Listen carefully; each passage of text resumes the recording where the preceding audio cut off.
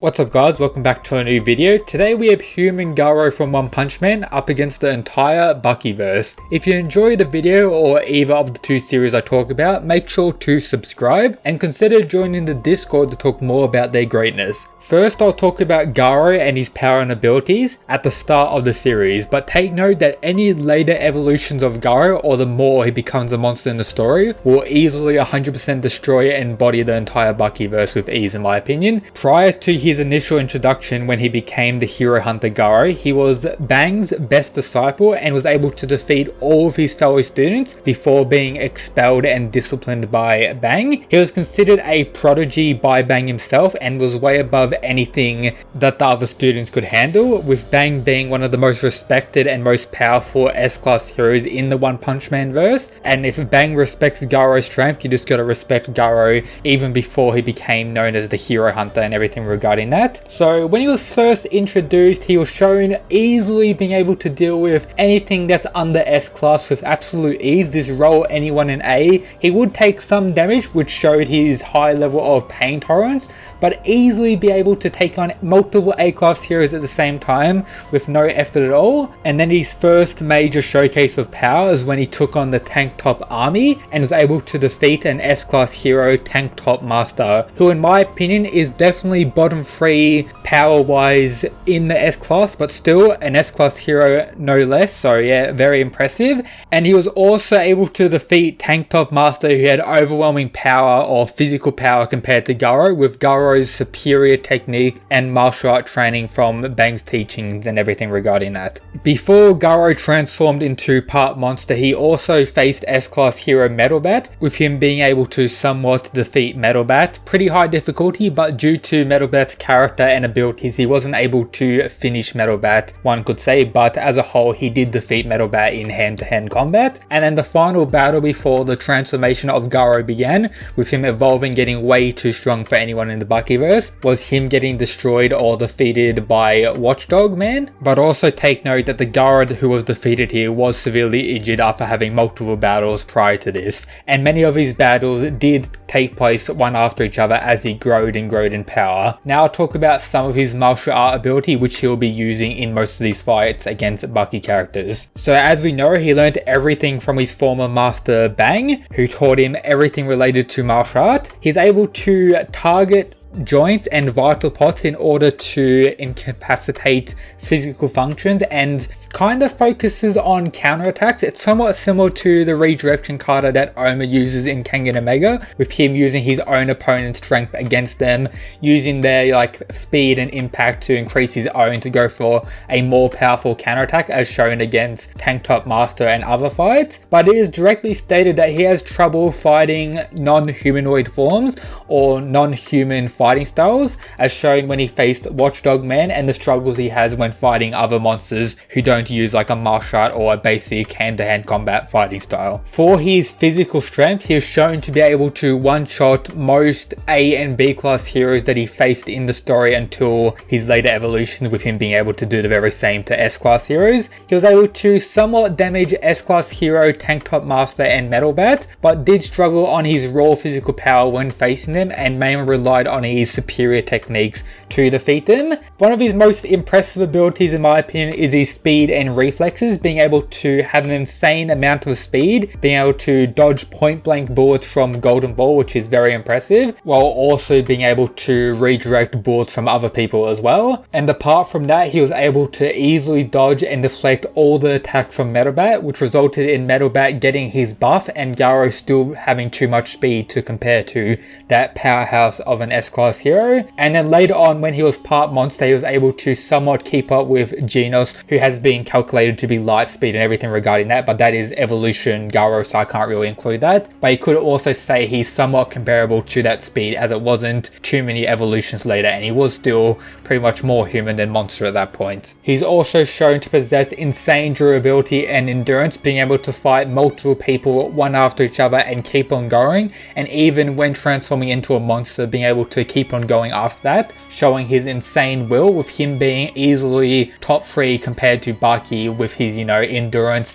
durability, stamina, just everything regarding that, being able to keep on going until he will pretty much be dead, or even on the brink of death, Garou will still be fighting. He has enhanced senses, and he also has the ability to evolve and actually copy and adapt to his opponents, as shown later on in a more monsterized Garou, being able to spit out all the attacks other people have used them, being able to copy many of them, similar to how Yujiro does in Baki, being able to copy something in an instant. He's able to, as I mentioned, adapt to his opponents, so work out a counter for them pretty easily. He's poison resilience as well, but I don't think that really will be a factor in the story, not really. And then he has a lot of martial art techniques that I'll go over quickly. So he has a water, stream, rock smashing fist. He has embandment, which allows him to remove all his restrictions and unlock his true and full potential. Whirlwind, iron cutting fist. And then he has tons of other techniques that I won't really go into, and they do happen later on with a half monster or full monster Garou. But as a whole, Garou in human form at the start of the series is very powerful, and now let's see how he'll do against the Baki. As always, doing it in tier list format, have all the main Baki fighters that I could gather in the tier list here. I'll go over the tiers quickly. So we have draw or either way. I personally don't think any character in the Buckyverse will be able to absolutely stomp a human Garou in my opinion. So the most I can give a Baki character is draw or either way. Garou is challenged, so the Baki character may do a little bit of damage against Garou, but Garou will still win. Garou hunts you, so you're pretty much destroyed. You may get one attack in, you may make him bleed a little bit, maybe bruise him, but honestly it's going to get destroyed. He destroys you under 50% difficulty, so you get rolled by Garou and then trash / you dead. So Ali Jr., definitely put him around this range, same with his father. Dorian, I want to put him in the Garou hunts you. He has the, you know, Chinese Kenpo. I take note that all these characters at their most prime or most peak strength we've seen him in the story. So for characters like Baki, it'll be his Baki Do power and everything regarding that. So Dorian has the Chinese Kenpo, may be able to get a sneaky attack on him, probably gets destroyed still, could easily go in that range, but for now I'm going to move him in there. So Baki, as I talked about in other videos, has some insanely overpowered speed feats that may very well be above anything Garou has shown prior to his evolution and becoming a monster, which is absolutely insane. But strength wise and technique wise, you may say Baki is also above Garou, but I personally just can't wrap my head around Baki actually defeating Garou, even though he has all this absurd stuff such as fighting one-on-one against Yujiro, Pickle and characters like that. But for now, I'm going to put him in draw or either way. Let me know your thoughts on the more higher end Baki characters against Garou down in the comments, and I may do a what if battle of 1v1 in the future to go into more detail for some of these battles and stuff like that. You will probably go in around under 50% range. Doyle, not too impressive. Gaia, I'll put him around this range. He is pretty decent, but did get kinda outspeeded or outsped by a 13-year-old Baki, which, you know, is a yikes to you. So as we know, Hanayama is a very big tank and will be able to tank a lot of attacks, and Garou in his base human form at the start of the series may not be able to deal enough damage in, you know, a short span of time to take Hanayama out quickly. So yeah, I do think Hanayama will be able to do a little bit of damage and may push Garou somewhat. Same thing could be said for Jack Hanma, but I do see Jack Hanma doing a little bit better than Hanayama due to how big he is and how Garou will have to be the aggressor in this fight to get the upper hand against Jack. So yeah, Jack will do a little bit of damage against Garou, but still will end up losing. You will probably go around this tier, probably at the top of the under 50% difficulty.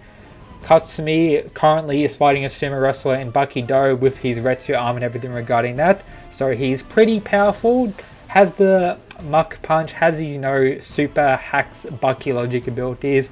Probably put him in the Garou challenge lane, maybe have to do a little bit of damage, but will eventually get redirected and rolled.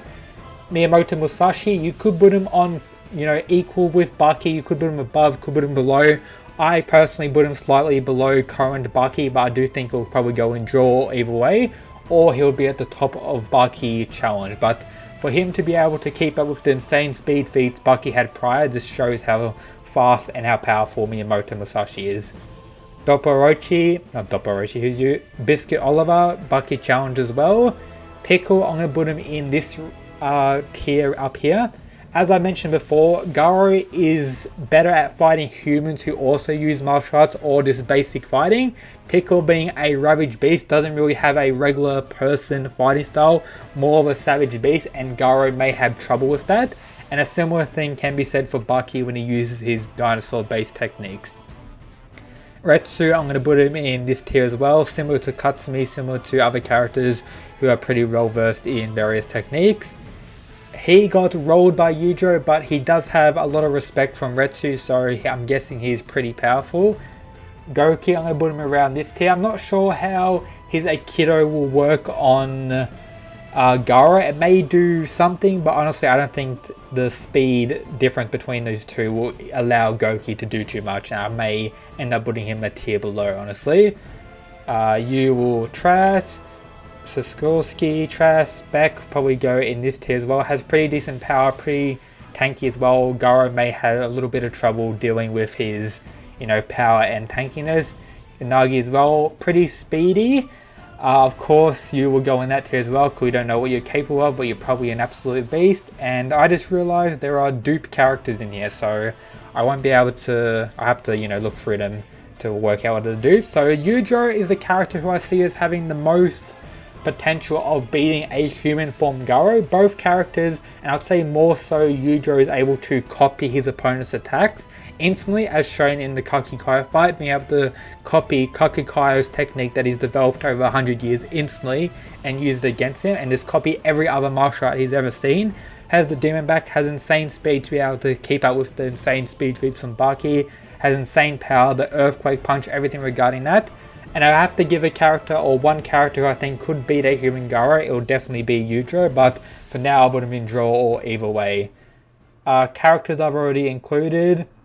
You'll probably go in Garou challenge. If he has prep time, he may be able to pull something crazy off like he did against Miyamoto Musashi, but definitely put him in the Garou challenge tier around here in my opinion. Who else do we have here who I haven't included? All these dudes are pretty trash. Doctor, probably around this tier. Same with Cord Cutter. These two are pretty underrated, but not too impressive in my opinion. Dopporochi, go in Garou challenge tier as well. Could argue goes in Garou Hansu tier, but may be able to pull something crazy off.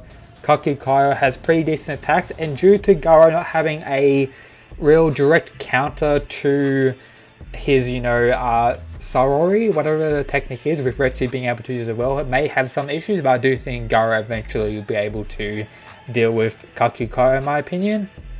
All these other dudes are pretty irrelevant, honestly. They would get rolled by Garou in my opinion. The Yash shape may be able to do something, if that is the Yash shape. It looks a little bit different here. You'll probably go there as well. And yeah, I think the rest here are just dupes and stuff, but yep. That's my opinion of Garou against the Buckyverse. Will most likely defeat every character apart from these 5 dudes at the top who may be able to draw, may lose, may win. Let me know your thoughts on that down in the comments. And yep, hope you enjoyed today's video. If you did, make sure to subscribe. And yep, that's it guys. Peace.